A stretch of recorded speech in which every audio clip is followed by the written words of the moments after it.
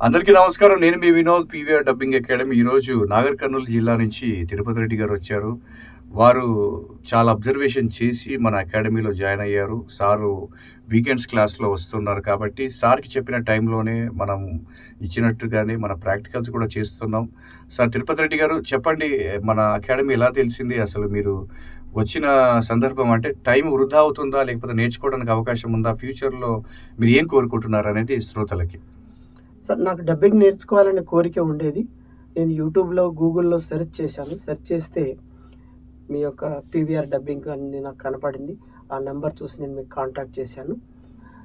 మీరు చెప్పే విధానం చాలా బాగుంది. స్పష్టత ఉంది. మంచి అనుభవం ఉంది. మీరు ఏ వర్డ్ చెప్పినా దానికి ఆ భావం గాని, ఆ సిట్యుయేషన్ సందర్భం ఎలా ఉండాలి, ఎలా కంటిన్యూయేషన్ అవ్వాలి చాలా బాగా చెప్తున్నారు.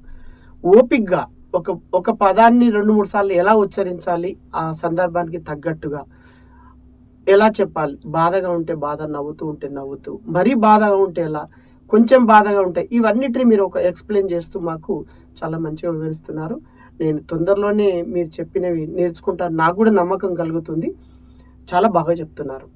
కాబట్టి ఏం సార్ అంటే మనకిక్కడ మన అకాడమీలో ఏందంటే మెయిన్‌గా చాలా మంది విద్యా సంస్థలు నేర్పించేవాళ్ళు మోసపూరితమైన వాళ్ళు చాలామందున్నారు. ఎందుకంటే థియరీ నేర్పించి ప్రాక్టికల్ సరిగ్గా నేర్పించకపోవడం వల్ల చాలామంది ఒక అపోహ ఏర్పడి ఇక్కడి నుంచి వెళ్ళిపోయే అవకాశాలుంది. కాబట్టి మనం పెట్టుకున్న ప్రాక్టికల్ జోన్ ఏందంటే first practicals. It's the commercial field కాబట్టి మనకు తెలుగు భాష మీద కొద్దిగా పట్టు ఉంటే, ఆ పట్టు మీద మనం కొన్ని థియరీ పాయింట్స్ చెప్పి ఇమ్మీడియేట్‌లీ ప్రాక్టికల్ చేయాలని మన అకాడమీ నిర్ణయించుకుంది కాబట్టి, తిరుపతి రెడ్డి గారు ఖచ్చితంగా వారి సమయంలో అండ్ వారు మన బాధ్యతగా ఉన్నాం కాబట్టి, తప్పకుండా మనం వారికి ఫ్యూచర్‌లో 100% ఏదో ఒక రంగంలో లేదా మనం అనుకున్న విభాగంలో తప్పకుండా మనకు అందుబాటులో ఉన్న వర్క్స్ మాత్రం సార్‌కి అందిస్తామని మాటిస్తూ థాంక్ యూ తిరుపతి రెడ్డి గారు. Thank you very much. ధన్యవాదాలు. నమస్తే. Thank you sir.